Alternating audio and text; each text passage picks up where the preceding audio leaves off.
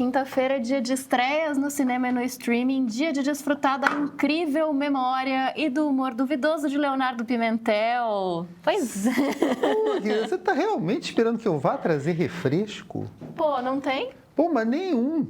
Lamento te dizer isso. Sabe? Até tem, tá?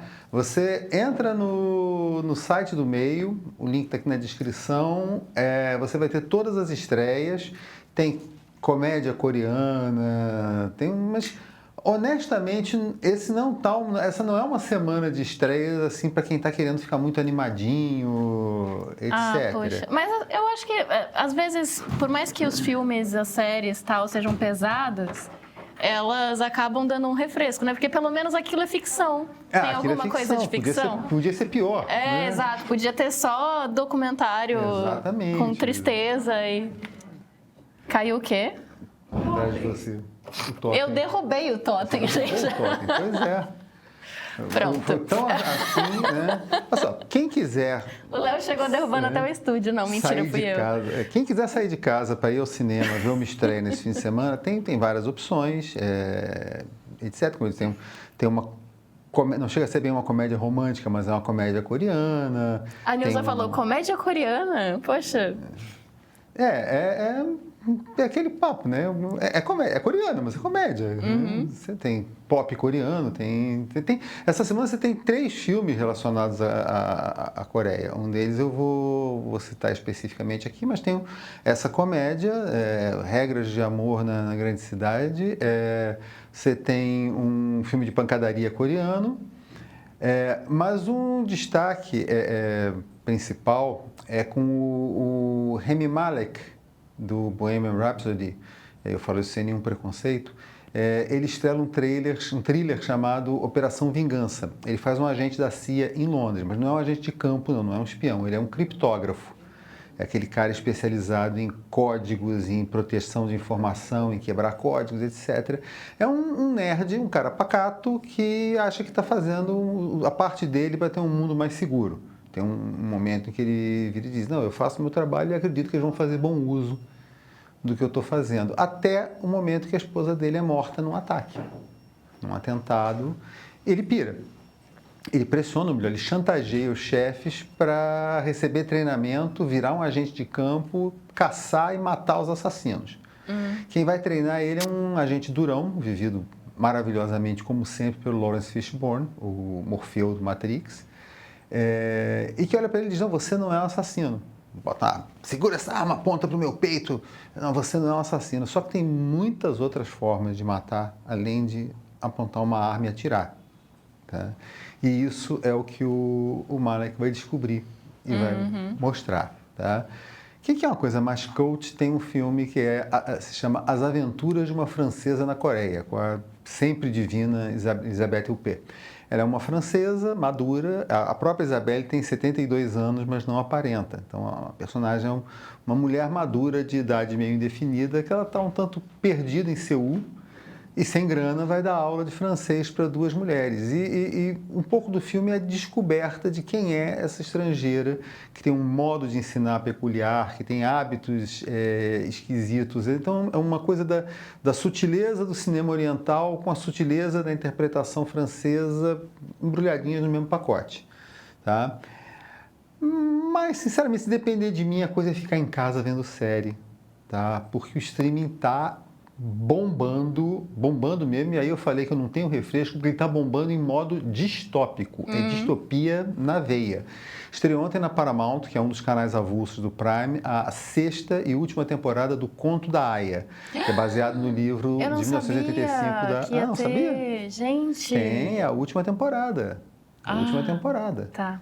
Sabe? Ou seja, sem refresco mesmo, sem né? Refresco, porque não. Essa é aquela série que você tem que estar muito bem da cabeça para assistir, tá? Sem contar o seguinte, quando o livro saiu, o livro da Margaret Atwood saiu em 1985, era ficção. A ideia dos Estados Unidos virarem uma autocracia teocrática, regida por fanáticos religiosos, etc., imagina, piada, brincadeira, né? Então, pois é. E o livro, a história do livro acaba na primeira temporada, né? Exatamente. A série continuou depois. Eu achei que, honestamente também, né? Porque eles continuaram a história de uma maneira que eu achei... Eles respeitam o espírito da história, tá? Para quem eventualmente não está a par, como eu disse, os Estados Unidos viraram uma república teocrática, tá? Chama-se Gilead.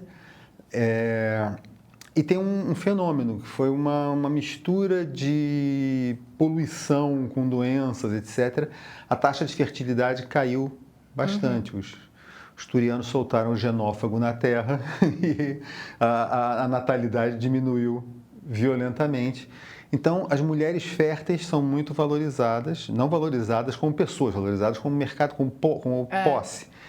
E dentro dessa estrutura teocrática, elas são cidadãs de última categoria. Então você tem uma classe, uma casta, que são as aias, que elas são mulheres férteis encarregadas à força de gerar filhos para os comandantes, que são os líderes do regime. Tá? Elas são recrutadas entre as mulheres caídas, são as divorciadas, que são classificadas como adúlteras, as mães solteiras, as apóstatas, que são as praticantes de outras religiões e até de outras denominações cristãs. Sabe? Se você não é não sei se não lembro agora, são os filhos de Jacó ou a Irmandade de Jacó, você é apóstata. Você está em casa, está rindo? Não ri não, tá? Tem o caso real das lavadeiras de Madalena, lavanderias de Madalena, que eram mulheres da mesma categoria, que eram levadas para instituições nos Estados Unidos, começou nos Estados Unidos entre protestantes e foi adotado em larga escala até a década de 70, 80 na Irlanda, pela Igreja Católica. O governo da Irlanda pediu perdão recentemente pelos maus tratos que essas mulheres sofriam. Era uma coisa assim atroz, era o mesmo perfil. As mulheres que não se enquadravam no padrão moral da sociedade. É uma coisa assim atroz. A personagem principal é uma aia chamada June, que é rebatizada de Offred, e é designada para a família de um dos principais líderes do país. É sobre a luta dela, de outras aias dissidentes contra o regime, é o que vai concluir nessa temporada. Vocês vão conseguir mudar. E isso é restrito aos Estados Unidos. Inclusive, a June ela é presa tentando atravessar a fronteira para o Canadá. A Margaret Atwood é canadense, então tem esse viés. Na Netflix estreou hoje a nova temporada de Black Mirror. Tá? Gente, outra que eu não sabia, eu adoro também. Nossa, eu vou passar o fim de semana inteiro. Vai ser televisão e Zé Delivery. Televisão e Zé Delivery, só isso. Pode ser que eu chegue segunda-feira aqui triste, chateada, desiludida com a vida, né? Porque se eu fizer uma maratona de Black Mirror e uma de Handmaid's Tale, talvez segunda-feira eu chegue aqui meio deprimida. Calma que ainda tem coisa pior aí. E a grande inspiração... E eu querendo refresco. A grande inspiração do Black Mirror é o Além da Imaginação, um dos maiores clássicos, Twilight Zone, da TV dos Estados Unidos, porque são episódios independentes com temas ligados à ficção, fantasia, horror. Especificamente no Black Mirror, o mote é tecnologia, vida digital. A série ela surgiu na Inglaterra, as 3 primeiras temporadas passaram no Channel 4, que é uma emissora pública que, diferentemente da BBC, ela não tem investimento estatal. Tá? E depois ela migrou para a Netflix. Passou a ter um elenco mais estelar, mais americano, histórias mais passadas nos Estados Unidos. E, segundo muita gente, ela ficou mais diluída. As histórias passaram a ter mais finais felizes, tem uma coisinha um pouquinho mais para cima, e até ter episódios explicitamente sobrenaturais, coisas que você não tinha na série. Né? Era uma coisa muito das assombrações do mundo tecnológico. Né? Mas é uma série muito boa, muito, muito, muito boa mesmo, vale a pena assistir. E no domingo estreia na Max a segunda temporada de The Last of Us, ou, como nós gamers chamamos, The Last of Us 2. É a adaptação, até o momento, fidelíssima de um dos melhores videogames que eu já vi, que eu já joguei. A qualidade, tanto da série quanto do jogo, está sustentada no roteiro. Tá? A premissa da primeira temporada é que um fungo capaz de controlar insetos e outros invertebrados, Cordyceps, ele existe mesmo, tá? Isso é de verdade. Ele sofre uma mutação e passa a atacar também seres humanos. Como é que esse fungo funciona? Só uma coisa rápida. Ele se reproduz no aparelho digestivo de pássaros, mas ele não consegue viver lá. Então, ele infecta invertebrados, insetos, caramujos, é uma coisa muito assustadora, aqueles olhinhos do caramujo na ponta das antenas, inchados e com umas cores esquisitas. E ele força o bicho a ter um comportamento em que ele se torna presa de pássaros. Para o fungo e para o aparelho digestivo do pássaro conseguir se reproduzir, ser expelido, infectar. Ele literalmente transforma o animal num zumbi. No primeiro episódio da série aparece um cientista dizendo que o grande medo dele é isso, e um outro cara, isso é um debate na década de 60, e um outro cientista diz, não, isso é fantasia porque esse fungo não sobrevive no calor do corpo humano. Mas se alguma coisa aquecesse o planeta a ponto desse fungo sofrer uma mutação. Esse é o mote da história. Eles passam a infectar pessoas, a civilização vai para o brejo. Tá? Quem sobra não infectado vive nos Estados Unidos, que é onde a história se passa, vive em cidades quarentenadas e fortificadas sob um governo autoritário. Tá? O Pedro Pascal, do Mandaloriano, pois bateu um carinho aí, né? Senti que bateu um carinho no Pedro Pascal. Ele é o Joel, é um cara que nas primeiras cenas, tanto do game quanto da série, passa por uma situação absolutamente devastadora, traumática, tá? Você vê isso no videogame, é muito assustador mesmo, porque é uma cena realista, não é uma coisa surreal, não é um monstro, nada disso, é uma situação real, uma situação para quem vive no Rio de Janeiro, uma situação absurdamente real, tá?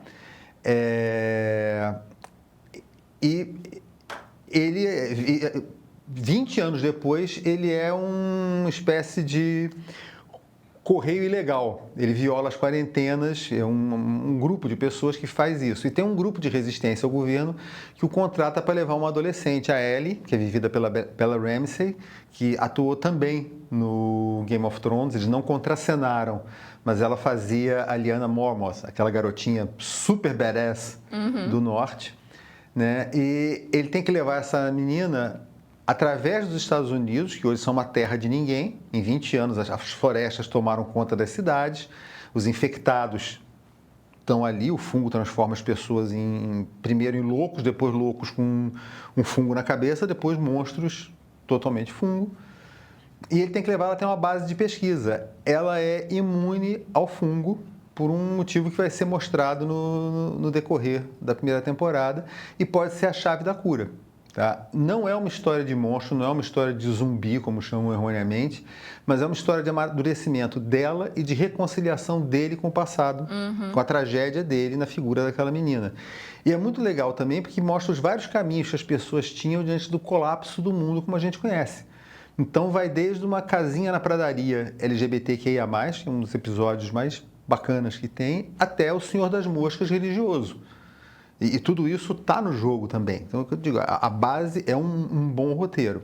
Essa segunda temporada, ela começa 5 anos depois. O Joe e a Ellie vivem, cada um na sua casa, numa comunidade, assim, uma utopia meio velho oeste, meio socialista, protegida do governo e protegida dos infectados. Só que todas as decisões que eles tomaram, todas as ações que eles tomaram no primeiro jogo, digo, na primeira temporada, elas vão ter suas consequências. Se essa segunda temporada for tão bem adaptada quanto foi a primeira, vai ser imperdível mesmo. Mas vai provocar choro e ranger de dentes. É a última, Léo?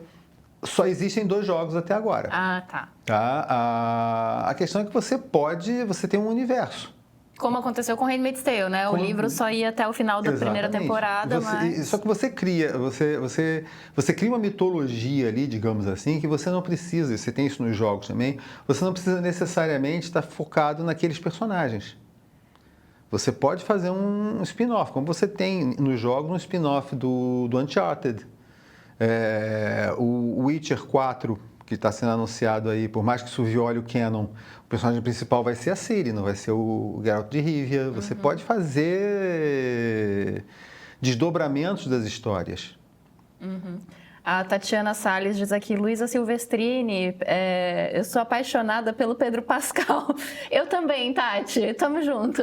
Tem Pedro Pascal para todo mundo, porque ele tá no Mandaloriano, ele tá no Quarteto Fantástico, ele tá no Last of Us. Eu só vi o Mandaloriano, o Last of Us, eu sei que eu tenho que assistir, porque realmente todo mundo tá dizendo aqui que a adaptação é ótima, o Zé Carruda tá dizendo... Last of Us é ótimo, e o Marco Antônio tá dizendo, legal, gostei da dica do The Last of Us. Eu tava traumatizado por causa do fracasso da série do Resident Evil, mas se o Léo tá dizendo que é bom, então eu vou confiar. Pode confiar. Porque a gente falou recentemente, né, que essas adaptações de videogame às vezes deixam muito a desejar, mas esse não, porque foi o que eu disse na semana passada, e eu insisto, a coisa toda é roteiro. Você não tem como levar para a tela do cinema a experiência do game. Tá? Você consegue fazer o contrário. Você pegar o Death Stranding, por exemplo, do Kojima, ou pegar o Detroit Become Human, eles são filmes que você interage. Então, essa transição, essa mão é muito mais fácil. A mão contrária de você levar para o cinema a experiência do game é muito difícil. Você precisa entrar no espírito da história, você precisa ou usar o roteiro original quando ele é muito bom, como é o caso, ou você pegar o espírito da história, respeitar e fazer um bom filme daquele gênero, como é o filme Resident Evil, o primeiro filme Resident Evil. Não a série não, concordo inteiramente, a série é uma tolice. O Zé Carruda diz, deixa eu terminar, gente, às vezes é melhor, pior do que ficar prolongando e virar um Lost da vida, um Game of Thrones. Exatamente. Boas séries são as séries que são pensadas, especialmente depois que as séries viraram novelonas, tá? Elas passaram a ter uma linha histórica, são as séries que são pensadas fechadas e que você respeita esse fecho. Tá? O meu exemplo, uma das séries favoritas é o Babylon 5, que foi pensado como um moleque de 5 anos, teve que ser encurtado para 4, porque ia ser cancelado, e a emissora desistiu de cancelar, eles tiveram que botar mais uma temporada. Essa outra temporada é muito mais fraca. Beleza. Bom, antes da gente ir embora, só queria trazer aqui a Tatiana Salles dizendo que o Pedro Pascal também está maravilhoso em Gladiador 2. Tem isso também. Como um general romano. Felipe Sequeira diz, ele também vai muito bem no Narcos. Ele vai bem em tudo, gente, é isso. Léo, obrigada. Sempre as ordens para estragar o seu fim de semana. Quer dizer, estragar não, o seu fim de semana vai ser ótimo, você não vai sair feliz. A segunda-feira que vai ser pesada.